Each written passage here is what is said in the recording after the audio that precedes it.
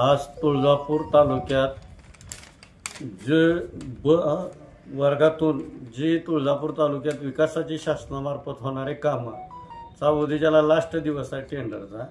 ह्या तुळजापूर उपविभागीय अधिकारी बांधकाममध्ये 18 कर्मचारी टोटल, त्यात फक्त 2च कर्मचारी उपस्थित आहेत, एक इंजिनियर आणि एक शिपाई।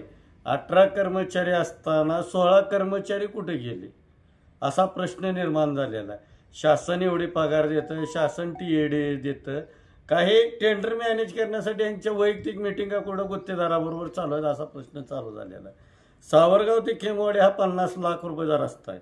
चिवरी ते लक्ष्मी मंदिर 1 कोटीचा रस्ता आहे।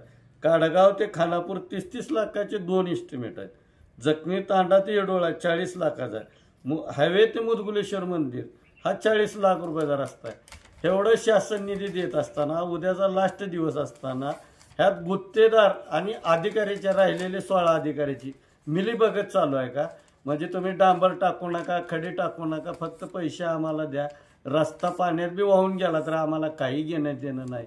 मग ही जनता 18% GST भरती, जनतेच्या पैशातून शासन जनतेपर्यंत सेवा पोहोचवण्यासाठी किंवा रस्ते चांगले व्हावे ह्यासाठी जर निधी खर्च करत असेल आणि ऑफिसमध्ये एवढ्या पगारी उचलून जर 16 कर्मचारी जर गैरहजर राहत असतील तर यावर जिल्हा परिषदेचे शिओ साहेब हे लक्ष घालून उद्याचे टेंडर रद्द करून परत एकदा पारदर्शक टेंडर करतील का हा विषय शिओ साहेबांच्या दालनात जात आहे।